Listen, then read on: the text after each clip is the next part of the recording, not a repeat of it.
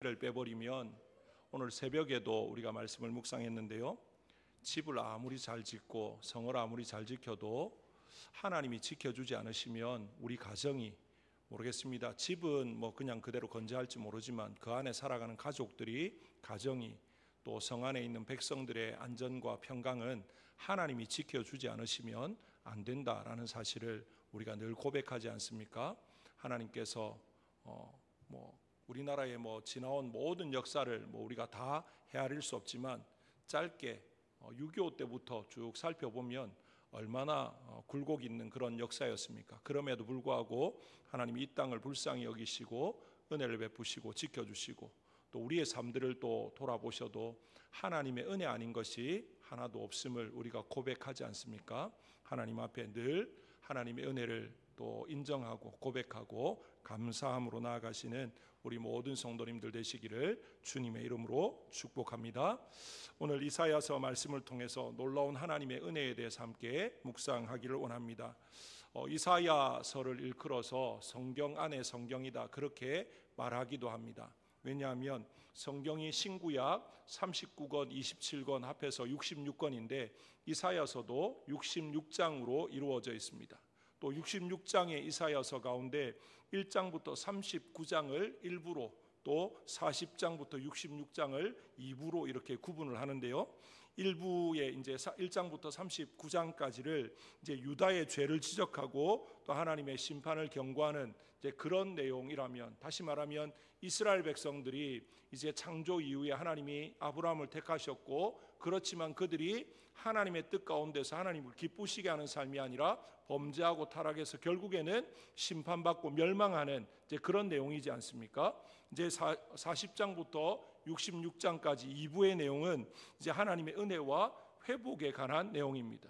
이제 신약 성경이 메시아로 이제 그리스도로 오신 우리 예수님을 통해서 우리에게 구원의 놀라운 역사가 이루어지고, 그 예수 그리스도를 통해서 이제 하나님께로 나아가는 길이 열려지는 회복과 은혜의 말씀을 우리에게 주시는 것과 다르지 않다라는 거죠. 그런 의미에서 이사야서를 성경 안에 성경이다, 그렇게 말을 합니다. 하나님께 심판받아서 바벨론에 포로로 끌려갔던 유다 백성들이 이제 다시 이제 70년 포로 생활을 마치고 유다 땅으로 돌아오고, 그리고 돌아와서 성전과 예루살렘 성을 재건하는 것, 그것을 성경은 뭐라고 말하냐면 회복이다, 그렇게 이야기합니다. 여러 가지 의미로 회복을 쓸 수 있지만 성경에서 이스라엘의 회복, 그러면 성전 재건, 또 예루살렘 성을 이제 재건하는 그것을 가지고 회복이다, 그렇게 말을 한다라는 거죠. 하나님은 왜 범죄한 유다를 회복시키셨는가? 우리가 의문을 가지지 않을 수가 없습니다. 하나님께서 분명히 징계하셨고, 그래서 바벨론에 의해서 무참히 짓밟히게 하셔서 결국에는 고국 땅에 살지 못하고 바벨론 땅으로 끌려갈 뿐만 아니라 주변 여러 나라로 흩어지게 된 이 이스라엘 백성들, 이들을 하나님이 이제 회복시키셨는데, 오늘 말씀을 통해서 왜 하나님이 회복시키셨는가? 회복시키신 이제 원인이, 또 그 모든 근거가 어디에 있는가 우리가 함께 살펴가면서 우리를 향한 하나님의 놀라운 은혜를 다시 한 번 더 마음에 새기고, 오늘 맥주감사주일 하나님 앞에 다시 한 번 더 감사와 찬송으로 나아가는 저와 여러분 되시기를 주님의 이름으로 축복합니다. 먼저 하나님께서 이사야 선지자를 통해서 이스라엘에게 회복의 말씀을 주고 계시는데요, 그 말씀에서 하나님은 이스라엘이 어떤 존재다라고 지금 말씀하시냐면요, 8절 말씀을 같이 한번 읽어보겠습니다. 8절입니다. 다 같이 읽습니다. 시작. 그러나 나의 종 너 이스라엘아, 내가 택한 야곱아, 나의 벗 아브라함의 자손아. 하나님께서 지금 이스라엘을 뭐라 부르시냐면 나의 종 너 이스라엘아, 나의 택한 야곱아, 나의 벗 아브라함의 자손아, 지금 세 가지로 부르고 있습니다. 이스라엘을 향해서 부르시는 이 부름이 굉장히 놀랍고 또 영광스러울 뿐이다 라는 거죠. 왜냐하면 이스라엘은 하나님 앞에 이런 대우를 받을 만한, 이런 호칭으로 불려질 만한 그런 민족이 아니지 않습니까? 여기서 이스라엘은 남북왕국 전체를 일컫는다기보다는 남유다를 일컫는 말씀이다, 그렇게 생각할 수가 있습니다. 왜냐하면 이 북이스라엘은 이미 이사야 선지자가 활동할 때에 아수르에 의해서 멸망당했기 때문에 이제 북이스라엘을 말하는 것이 아니라 이사야서에 이제 말하는 이스라엘은 거의 대부분 남유다를 지칭하는 이제 그런 말이다라고 보셔도 무방하겠습니다. 이제 이런 남유다도 결국에는 어떻게 됩니까? 바벨론에 의해서 멸망당하게 되는데, 멸망당하는 뚜렷한 이유가 있습니다. 그 이유가 무엇입니까? 하나님을 배신하고 율법을 저버렸기 때문에 그들은 멸망당하게 되어집니다. 그래서 하나님께서 바벨론을 들어서 이 유다를 완전히 짓밟아 버리지만, 그런데 약속을 하셨죠. 뭐라고요? 포로로 잡혀가서 70년이 되어지면 다시 돌아오게 될 것이다. 그런데 그 회복의 이유가 이 유다 백성들에게 있지 않고 회복의 이유가 하나님께 있음을 말합니다. 멸망의 이유는 이 유다 사람들의 범죄 때문에 하나님을 배반하고 율법을 저버린 이것이 그들의 멸망의 이유였지만, 회복의 이유는 그들이 돌이키고 회개했기 때문에 그래서 회복되는 게 아니라 하나님의 크신 사랑과 긍휼하심, 하나님의 인자와 자비에 있다라는 것을 오늘 말씀이 우리에게 보여주고 있습니다.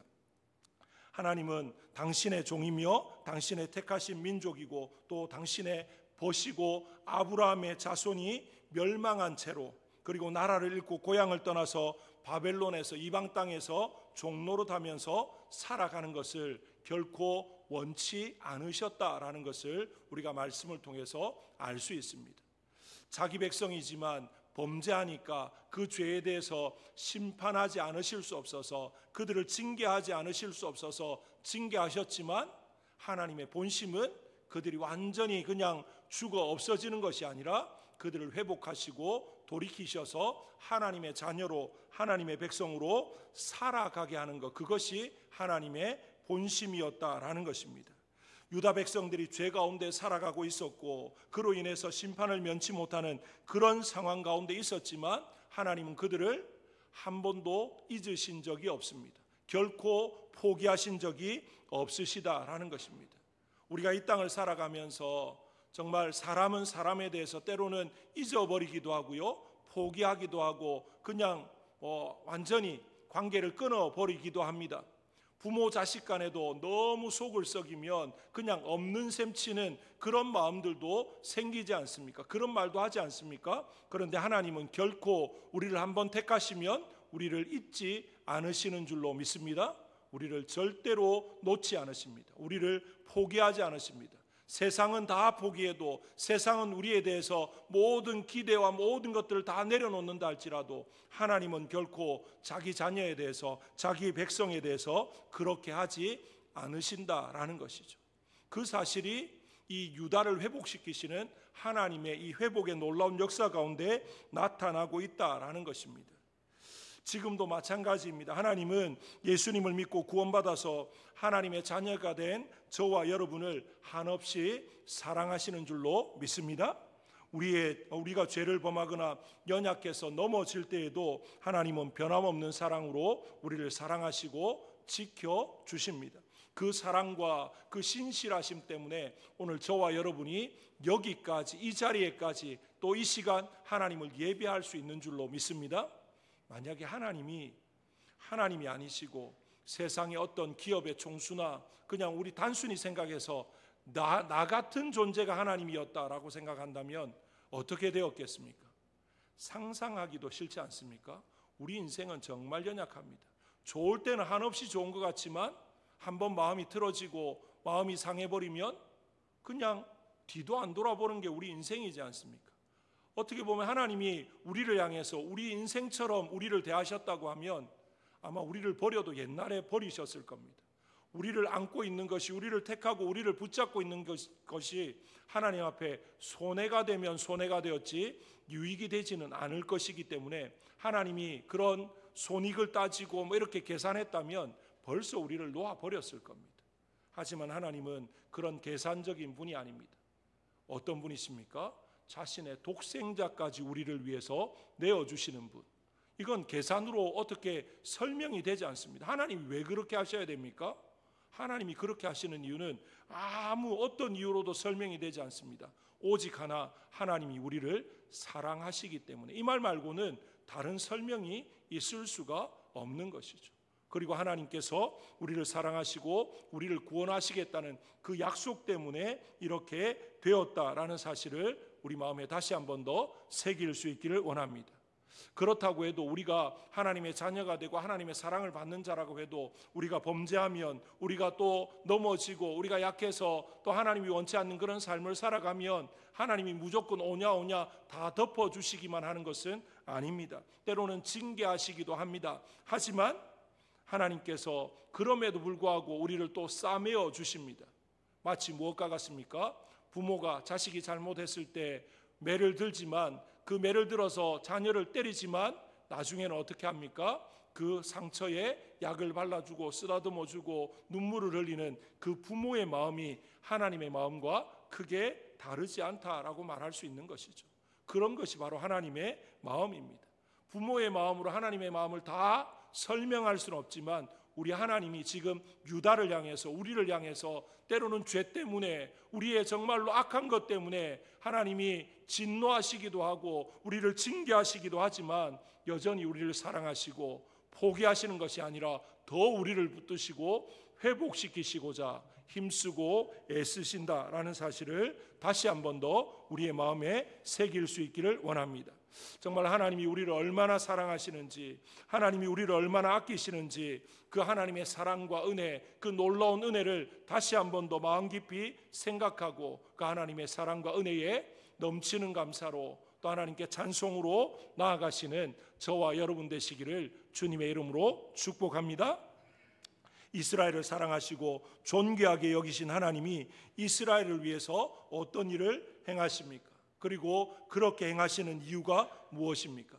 9절에 잘 드러나고 있습니다. 우리 9절 말씀 같이 한번 읽어보겠습니다. 9절입니다. 시작. 내가 땅 끝에서부터 너를 붙들며 땅 모퉁이에서부터 너를 부르고 내게 이르기를 너는 나의 종이라 내가 너를 택하고 싫어하여 버리지 아니하였다 하였노라. 아멘.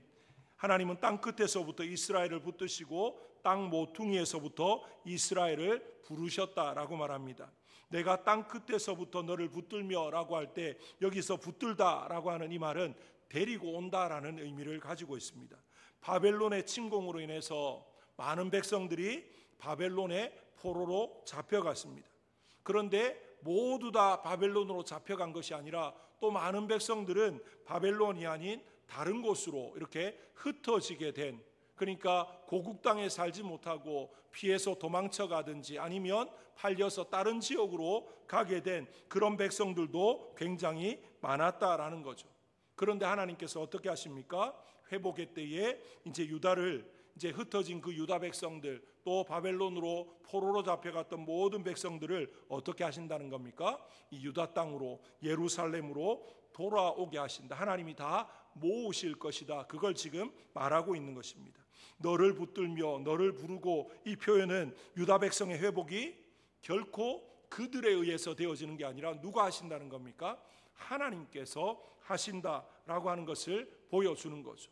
그들의 회복이, 그들이 포로로 잡혀가서 뭔가 깨닫고 그래서 으쌰으쌰하고 다시 한번 돌이키고 뭔가 이렇게 해서 그들이 회복되어지는 게 아니라 하나님의 약속이고 하나님의 신실하심이고 하나님의 자비와 인자하심 때문에 결국에는 이 모든 것들을 누가 하셨다는 겁니까? 하나님이 행하셨다라는 것을 분명히 밝히고 있는 것입니다. 9절 하반절에서 하나님이 흩어졌던 유다 백성을 유다 땅과 예루살렘으로 돌아오게 하신 것, 하나님이 유다를 회복하신 것이 무슨 이유라고 이야기합니까? 유다가 하나님의 종이기 때문이다. 하나님이 유다를 택하고 싫어해서 버리지 않으셨기 때문이다. 그렇게 지금 말하고 있습니다. 택하신 백성을 향한 하나님의 사랑이 그들을 절망과 고통 속에서 건지셨다라고 하는 것을 우리에게 말하고 있습니다. 앞서 말씀드린 것처럼 하나님은 자기 백성이라도 범죄하면 어쩔 수 없이 징계하십니다.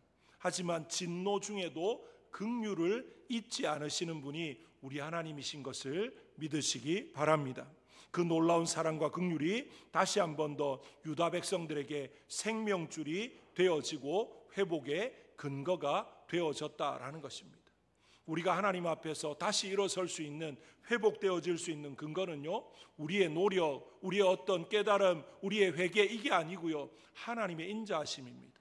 하나님의 자비하심, 하나님의 신실하심이 우리가 일어설 수 있는 근거고, 우리가 다시 한 번 더 회복되어질 수 있는 이유다라는 사실을 기억하시고, 더욱더 하나님 앞에 가까이, 우리가 범죄하면 우리의 어떤 육신 가운데 또는 우리의 생각 가운데 사탄은 자꾸만 어떤 생각을 불어넣습니까? 네가 죄 지었는데 어떻게 하나님 앞에 나갈 수 있냐고, 이런 죄인이 어떻게 하나님 앞에 나갈 수 있냐고 자꾸만 우리의 양심에 그런 소리를 불어넣습니다. 그냥 인간적으로, 세상적으로 보면 그래, 염치가 있지, 나도 양심이 있지, 그런 생각이 들 수 있지만, 하나님이 우리를 언제 부르셨습니까? 우리가 잘났을 때, 의로울 때, 우리가 뭔가 굉장할 때 우리를 부르신 게 아니라, 아직 우리가 죄인 되었을 때, 우리에게 어떤 소망도, 어떤 가능성도, 어떤 깨끗함도 없을 때 하나님은 우리를 찾아오셨고 우리를 부르셨고 자녀 삼아 주셨습니다. 그러면 어떻게 해야 되겠습니까? 우리가 범죄했을 때, 하나님 앞에 실패하고 좌절하고 낙심하고 넘어졌을 때에도 어떻게 해야 됩니까? 고개를 들어서 하나님을 바라보아야 됩니다. 그럼에도 불구하고 기어서라도 하나님 앞으로 가까이 나아가야 됩니다. 왜 그렇습니까? 하나님만이 살 길이기 때문에 그렇습니다. 하나님만이 우리의 생명이기 때문에 그렇습니다. 하나님 외에 그 어떤 이도 우리를 살리실 수 있는 분이 없습니다. 우리를 회복하게 하는 것은 경제적인 것도, 육체적인 것도, 어떤 건강도, 관계도, 세상의 그 어떤 것도 아니다라는 사실을 기억하시기 바랍니다. 우리가 살 수 있는 길은 오직 하나님을 찾는 길밖에 없습니다. 하나님이 우리를 붙잡아 주셔야 되고, 하나님이 우리를 일으켜 주셔야 됩니다. 정말로 하나님이, 또 하나님의 은혜와 긍휼이 우리의 모든 것됨을 고백하시는 저와 여러분 되시기를 주님의 이름으로 축복합니다. 다시 한 번 더 이 맥주 감사절에 그 하나님을 붙드시길 바랍니다. 하나님의 은혜를 사모하시길 바랍니다. 그 은혜 앞에 엎드릴 수 있는 저와 여러분 되시기를 주님의 이름으로 축복합니다. 하나님은 이스라엘에게 어떤 명령과 어떤 약속의 말씀을 지금 주고 있습니까? 우리 10절 말씀을 같이 한번 읽겠습니다. 10절입니다. 다 같이 읽습니다. 시작. 두려워하지 말라, 내가 너와 함께함이라. 놀라지 말라, 나는 내 하나님이 됨이라. 내가 너를 굳세게 하리라. 참으로 너를 도와주리라. 참으로 나의 의로운 오른손으로 너를 붙들리라. 아멘. 하나님이 지금 이스라엘을 향해서 뭐라고 말합니까? 두려워하지 말라, 놀라지 말라, 지금 이렇게 명령하십니다. 무엇 때문에 그렇습니까? 나는 내 하나님이 된다라고 이야기합니다. 내가 너를 굳세게 하리라. 참으로 너를 도와주리라. 13절에도 비슷한 말씀이 됩니다. 이는 나 여호와 너의 하나님이 내 오른손을 붙들고 내게 이르기를 두려워하지 말라, 내가 너를 도우리라 할 것임이니라. 그렇게 말합니다.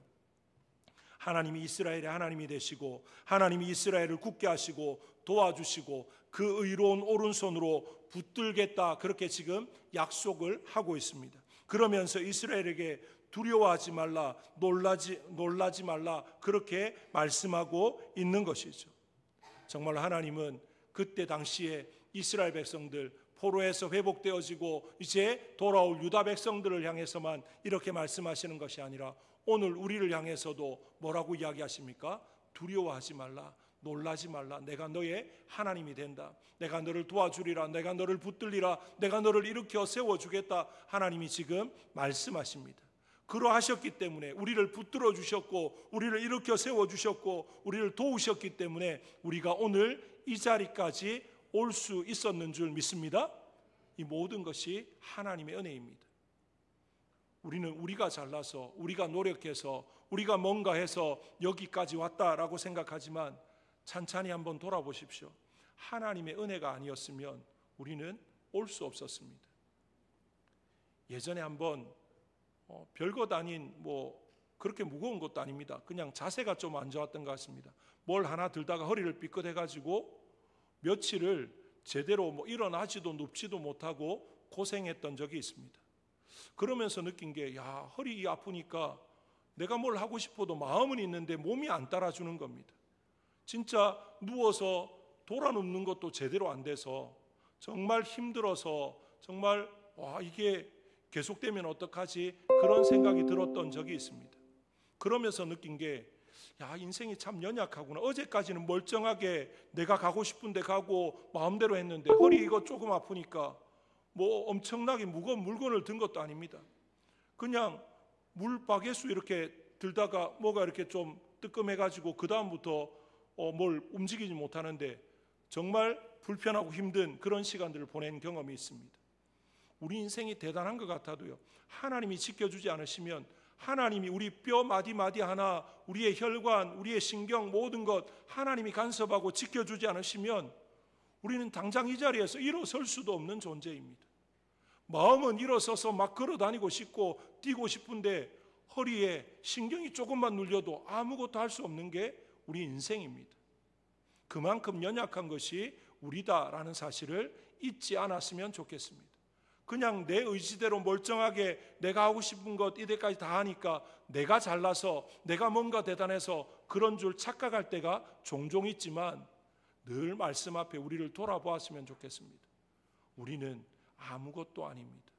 우리는 아무것도 아닌, 정말로 너무나도 하나님이 보실 때에는 그냥 하나님이 콧김만 조금 불어도 사라질 수밖에 없는 그런 연약한 존재가 우리다라는 사실을 기억했으면 좋겠습니다. 하나님께서 이런 이스라엘을 향해서 연약하지만 그들을 회복시키시면서 놀라지 마라, 두려워하지 말라, 내가 너와 함께 하겠다, 내가 너를 지켜주겠다 그러면서 그들에게 어떤 약속을 하시냐면요, 11절 12절에 보라, 내게 노하던 자들이 수치와 욕을 당할 것이요 너와 다투는 자들이 아무것도 아닌 것 같이 될 것이며 멸망할 것이라. 내가 찾아도 너와 싸우던 자들을 만나지 못할 것이요 너를 치는 자들은 아무것도 아닌 것 같고 허무한 것 같이 되리니. 무엇을 말합니까? 정말로 세상이 엄청나게 강하고 자기들이 힘 있는 것 같아서 유다를 무참히 짓밟고 그래서 예루살렘 성을 회파하고 그래서 승승장구했던 그들, 하나님이 한순간 그들을 다 제압하시면 어떻게 된다고 이야기합니까? 흔적조차 찾을 수 없게 만들어버리겠다라고 이야기합니다. 그들이 수치와 욕을 당할 것이고 그들이 허무한 것 같이 될 것이다. 다시 말하면 세상의 권력, 세상의 힘, 세상에 대단해 보이는 것 하나님 앞에서는 아무것도 아닌 것이 된다라고 이야기합니다. 결국에는 누가 승리합니까? 하나님의 손에 붙들리는 자가 승리합니다. 하나님이 도우는 자가, 하나님이 함께하는 자가 승리하는 자가 된다라는 것입니다. 오늘 우리에게 하나님이 뭐라고 말씀하십니까? 내가 너와 함께하겠다. 너는 놀라지 마라, 두려워하지 마라, 내가 너를 붙들겠다. 하나님이 말씀하십니다. 그 음성을 들으실 수 있기를 주님의 이름으로 축복합니다. 세상에서 가장 우리로 힘이 나게 하고 용기가 나게 하고 평강이 있게 하고 기쁨이 있게 하는 말씀이 무슨 말씀입니까? 하나님이 내 편이라는 것, 하나님이 나와 함께 한다는 것, 하나님이 나를 기억하시고 내 손을 붙들고 인도하신다는 것, 그게 얼마나 큰 힘입니까? 얼마나 우리에게 든든한 의지가 되어집니까? 지금 하나님이 이스라엘 백성들에게 이사야 선지자를 통해서 말씀하시지만 이 말씀은 수천 년 전 이스라엘 백성들을 향한 말씀일 뿐만 아니라 오늘 21세기 2025년 7월 6일 오늘 이 하루를 살아가는, 또 이 시대를 살아가는 우리를 향한 하나님의 말씀인 것을 기억하시기를 바랍니다. 그 말씀을, 그 하나님의 음성을 우리의 마음에 새기고 이 한 해의 하반기 또 우리에게 남아있는 이 모든 이 땅의 삶을 살아가실 때 두려워하지 마시길 바랍니다. 놀라지 마시길 바랍니다. 하나님을 굳게 붙들고 하나님과 함께 승리하며 감사함으로 찬송하며 나아가시는 우리 모든 성도님들 되시기를 주님의 이름으로 축복합니다.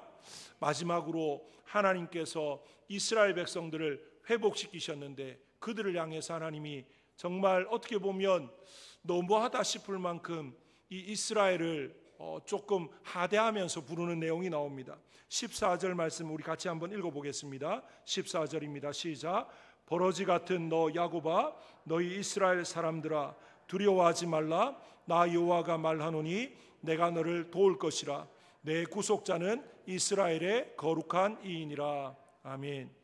지금 하나님께서 이 이스라엘을 향해서 버러지 같은 너 야곱아, 하나님께서 지금 이스라엘 굉장히 멸시하는 것 같고 하대하는 것 같고 좀 무시하는 것처럼 보여지는데, 하나님이 이렇게 부르시는 이유는 뭐냐면요, 이스라엘의 회복이 그들에게 있지 않다라는 걸 좀 극단적으로 보여줍니다. 그들은 아무것도 아닌 존재였다는 것입니다. 지금 유다는 아무것도 아닌데 그런 유다를 누가 회복시키셨습니까? 하나님이 회복시키셨습니다. 정말로 하나님 앞에 우리 인생은 아무것도 아닙니다. 잠깐 있다 사라지는 안개보다도 못한 존재가 우리입니다. 정말로 풀의 꽃과 같은 존재가 우리지 않습니까? 영원할 것 같지만 영원하지 않고 며칠 가지 않아서 그냥 떨어져 버리고 시들어 버리는 그런 꽃과 같은 그런 존재가 우리입니다. 굉장해 보입니다. 꽃이 활짝 폈을 때는 뭐 엄청나 보이지만 얼마 가지 못합니다. 한계가 있습니다. 그런 것이 우리 인생이고, 그런 것이 유다 백성이고, 그런 것이 이 땅의 모든 것인데, 그런 연약하고 무능하고 아무것도 아닌 우리를 하나님이 사랑하셔서 우리를 향한 하나님의 그 약속을 지키시기 위해서 어떻게 하십니까? 모든 어려운 상황 가운데, 모든 진노의 상황 가운데서도 다시 한 번 더 긍휼을 베푸시고 우리를 회복시키시고 일으켜 주신다라는 것입니다. 하나님의 그 사랑, 변함없는 사랑, 영원한 사랑을 다시 한 번 더 우리의 마음에 새길 수 있기를 바랍니다. 하나님의 사랑만 생각하면, 하나님의 은혜만 생각하면 우리는 다른 것, 뭐 이런저런 조건 따질 것이 없지 않습니까? 하나님이 뭔가를 특별히 해주셔야만 감사하고, 그렇지 않으면 감사하지 않는 그런 것이 아니지 않습니까? 이미 우리를 택하셨고, 우리를 죄와 허물 가운데 죽었던 우리를 살리시고 구원하셔서 하나님의 자녀 삼아주신 것, 이것은요 그냥 평생 감사해도 모자랄 감사의 제목입니다. 정말로 부족한 감사의 제목이죠. 그것은 하나님 앞에 다른 이유가 없습니다. 다른 조건을 내세울 것이 없습니다. 소출이 풍성하게 해주셨으니까 감사하고, 소출이 풍성하지 않으면 감사하지 않아도 된다, 그것 아니지 않습니까? 내가 건강하면 감사하고 건강하지 않으면 감사하지 않아도 된다, 그것 아니지 않습니까? 건강하거나 건강하지 않거나, 소출이 풍성하거나 풍성하지 않거나, 모든 것 가운데 나를 택하신 하나님, 나를 구원하신 하나님, 나를 자녀 삼으신 그 하나님의 은혜, 놀라운 은혜만 생각하면 우리는 언제나 감사할 수밖에 없지 않습니까? 정말로 하박국 선지자가 뭐라고 이야기합니까? 우리의 양이 없고 외양간에 소가 없고 또 밭에 소출이 없어도 난 여호와로 인해서 기뻐한다, 그렇게 고백하지 않습니까? 우리의 기쁨도 우리의 감사도 마찬가지입니다. 다른 조건을 다 초월해서 하나님이 나의 하나님 되신 것, 하나님이 나를 택하시고 나와 함께 하시는 것, 그것이 가장 큰 감사의 제목인 줄로 믿습니다. 그 하나님 앞에 넘치는 감사로, 또 기쁨으로, 찬송으로 이 상반기를 마무리하고 또 하반기를 시작하고 우리의 남은 모든 날을 기쁨으로, 감사로 하나님께 영광 돌리는 우리 모든 성도님들 되시기를 주님의 이름으로 축복합니다. 이 시간 한번 함께 기도하길 원하는데요.